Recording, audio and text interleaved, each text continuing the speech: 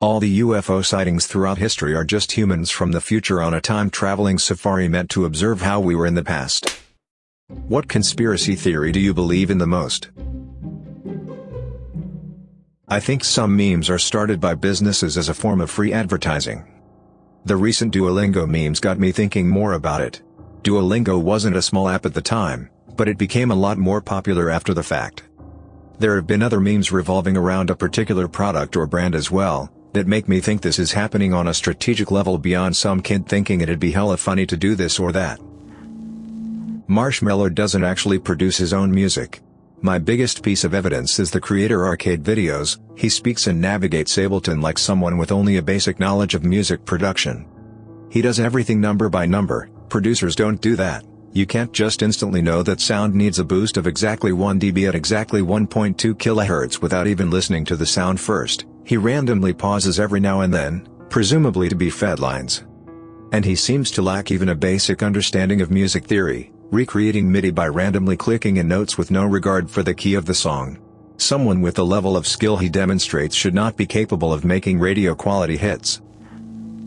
Disney released Frozen, so that it would be the top result when searching Disney Frozen, and not anything about Walt Disney's head being cryogenically frozen in the Disney theme park. I don't know how likely that is, on either count actually. Area 51 is just a front that was allowed to become popular in the public eye, but actually has nothing of value.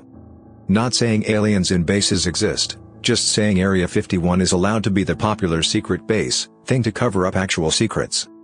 I am not downplaying what the airmen at 51 do, just saying that what they do now is not likely as top secret as people are led to believe.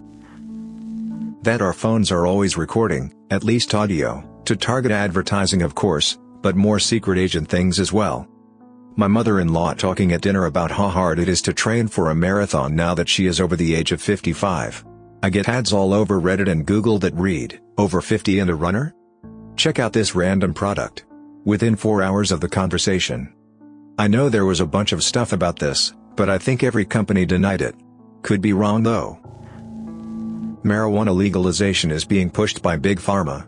Once it's legalized, they will then push for restrictive regulations in the interest of public safety that will force shutdowns of consumer or small grow operations. Those are only allowed now to foster positive sentiment towards legalization. So then it's legal and they have a monopoly. Planned obsolescence, if it's still a conspiracy theory. Why does my phone suddenly develop unseen issues when the new one is released? It's not a coincidence. And who even asked for these tech companies to release a new phone every year? We live in a time where technology is now growing at a rather slower pace compared to the 2000s when there was rapid innovation. It's not like my current phone is getting crappier in 1 year, but wait, it is. Applies to phones, tablets, smartwatches, basically most, rather expensive, internet-connected devices receiving updates. There's a recent increase in realistic space colonization movies to garner interest in space exploration. Because some people at the top know it's needed. It's actually probably so very wealthy people can get funding and support from us average losers so they can abandon the planet as soon as possible, while we suffer all the crap that was most likely caused by them. People at the top don't give a crap about you and I. We can sit on the planet and pay for oxygen as we slowly die from cancer. They want to get off the planet. Male birth control advancements are being squashed by the pharma companies who produce the female contraceptive pill because of all the money the pill generates despite it causing so many unsavory side effects. Example, Vashalgel. A non-invasive treatment for men that mimic a vasectomy but is completely reversible. It's been around since 2010 but can't get funding. I think it's because it is a once of, maybe more than once depending on number of kids you want, treatment and reversal and not a daily dose, so it is not a constant income. Why fund something that won't give you a steady stream of money, even if it means a healthier society? I am not talking about the male contraceptive pill or a spermicide gel. This is, for lack of better way to explain, an IUD type thing for men, completely different to the male pill that has made mainstream media. It was developed in India and there are online sites for them to get funding through sponsors. This is my tinfoil hat theory, it's not based on meticulous research. That Avril Lavigne died in the mid-2000s and her record label hired someone who looked like her to take over her career. Michael Jordan didn't decide to step away from the NBA to play baseball to honor his dad or anything like that. He got caught gambling and David Stern couldn't allow the league to lose all credibility with its biggest star being suspended for betting on games. He had him take a couple years off instead of publicly punishing him. I've posted this one before, but I think that there are high-level rings of pedophiles and sexual predators specifically so that those above them can keep them under control. We know that there are kingmakers. While the big actors and musicians today are certainly talented, there are plenty of B and C-listers who could be just as big if only they had the backing of a big publisher like Disney, Paramount, etc. Thing is, making a king is expensive. You have to spend a lot of time and money getting the public to care about them before they start to pay you back, and once they're big they don't technically need you anymore. So the kingmakers are naturally going to look for people who are retainable to ensure they get their investment back. They have to. For every king they make dozens of duds. It's an expensive process. Sometimes that's as simple as them being naive.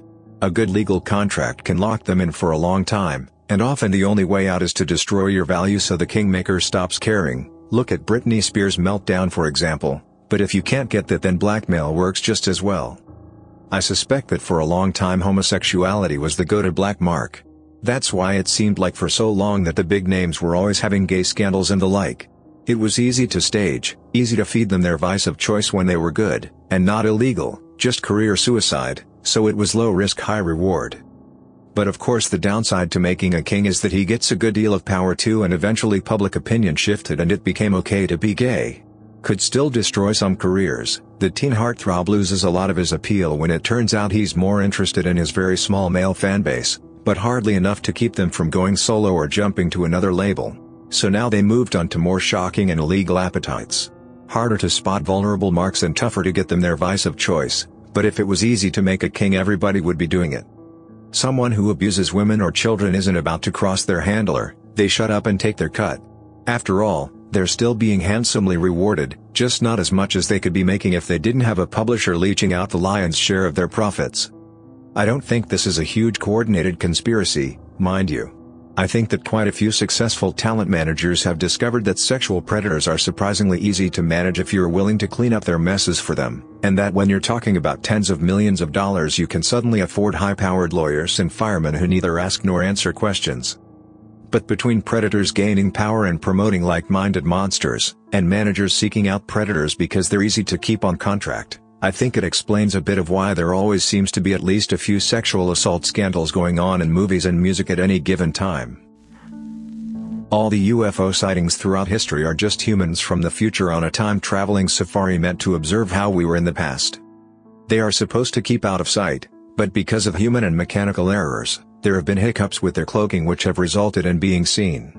That's why there have always been so many reports of them throughout history, but there has never been an attack. It's just us.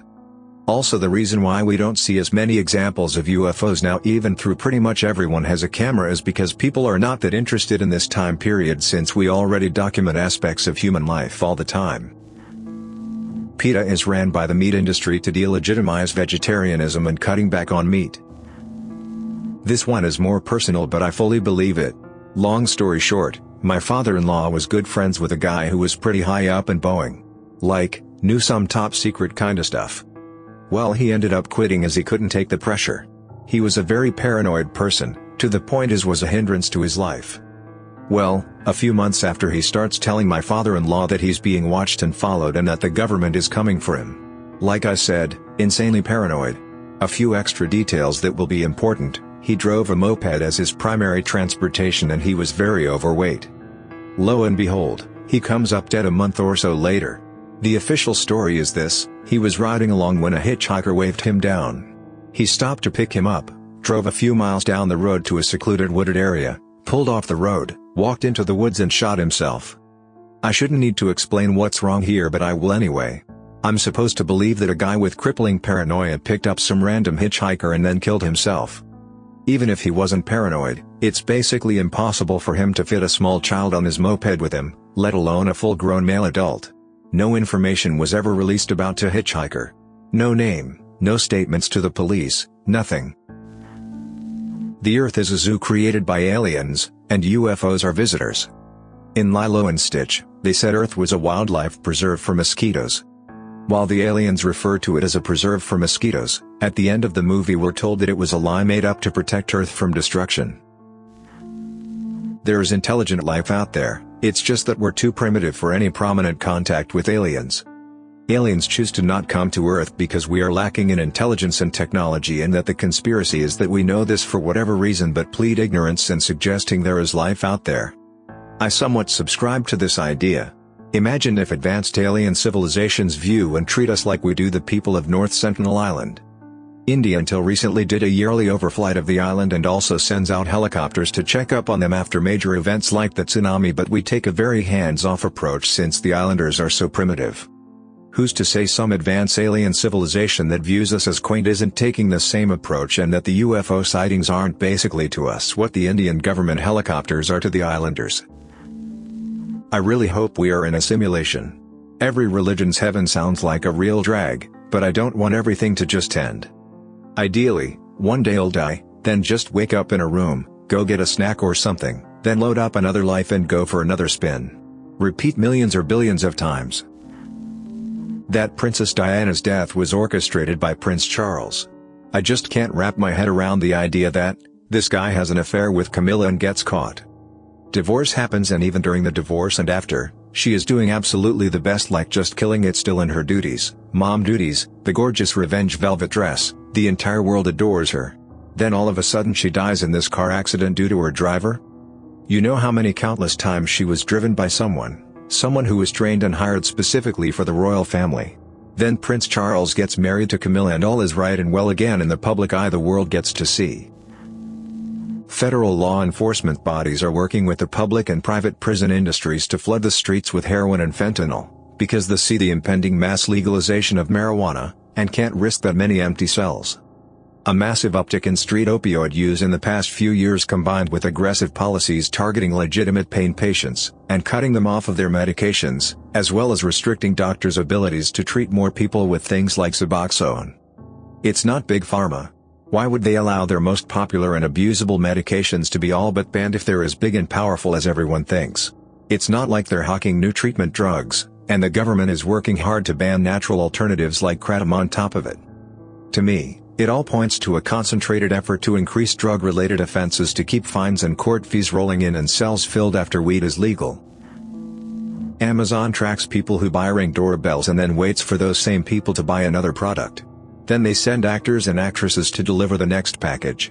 While delivering, the actors are told to do something cute or quirky, dance, smell the flowers on the porch, or pet a dog, so that the owners will hopefully see the footage and post it online to social media and give the impression that working for Amazon is actually fun and exciting. All the while getting free advertisement. Music feuds don't exist. They are created by record labels. Anybody who thinks Taylor Swift and Katy Perry were feuding are morons. It is a marketing stunt. Their record labels create these feuds to sell music. When Taylor fans think Katy does a song about her, they all buy the song to see what she is saying, then buy her album to find more songs that they think are about Taylor, and the exact same thing for Katy fans. They are given generic songs to sing that people just assumed are about the other but in reality aren't about anybody. Same goes for rap feuds. A up-and-coming rapper feuds with a more successful rapper to gain popularity, just as that more successful rapper did when they were coming up. All these feuds are just to sell more music. Stoned ape theory is fascinating. The possibility that our conscious thought and self-awareness was developed from monkeys eating mushrooms is so crazy but still plausible. Remember when you were a child and had a life-changing revelation on how the world works? Remember any one of the life revelations that brought you to where you are? All of your thought from that point forth was altered and now on a different path of thinking. Your reality became different and a clearing took place in your mind where you finally understood. An epiphany. This absolutely happens when you take a high enough dose of psilocybin. The theory is that primates discovered shrooms in the wild and it unlocked logic or analytical thinking in their brain, the one thing that most differentiates us. With this newfound logic came a biological shift over millions of years. It would make sense that the split happened sudden and remained divided, since humans with logic wouldn't form social bonds with primates like that. They'd stick to their species for survival and easier hunting. That the governments of this world, and other entities mentioned in these things, are double-playing the conspiracy theories and theorists, and not only through stigmas like the tinfoil hat. I believe that, for example, if there is one huge leak by one of these guys, or maybe even by someone like Snowden, not him specifically, but someone in his kind of position, or at least someone that won't be instantly deemed a nutjob, it's in fact a decoy. You hear about the mess-ups they can afford to let you hear about, thus keeping everything in a constant state of confusion. Are they really that stupid to have that leaked? Or are they 3 steps ahead?